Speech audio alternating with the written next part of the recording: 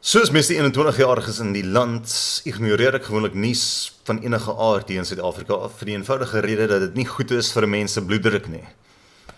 Maar wanneer dinge in jou tuisdorp gebeur, is dit 'n bietjie moeilik om te ignoreer.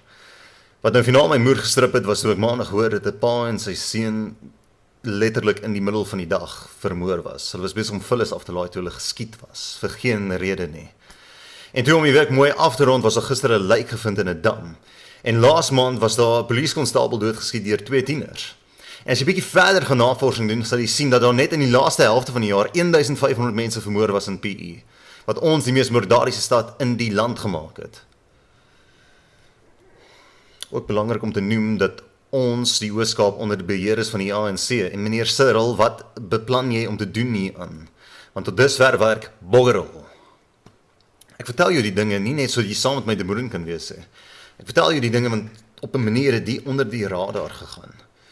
Weet jy dat daar laas jaar meer as 20,000 moorde hier in Suid-Afrika was? Ja, want ons mag nie daaroor praat nie, ons moet stil wees daaroor. Ons kan nie stil wees daaroor nie, maar die dag wat ons die goed as vanselfsprekend aanvaar, is die dag waar ons die laaste spyker in die kus van Suid-Afrika aanslaan. Dis 'n rowwe week gewees. Groot naweek van sport wat voorlê. Ek gaan die SA20 cricketliga kyk, finaal kyk wat hier in Suid-Afrika gespeel word.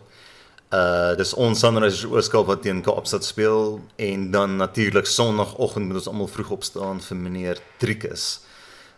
Op die oomblik dink ek dis die enigste ding waar ons Suid-Afrikaners kan ooreenstem, is meneer Driekus Du Plessis.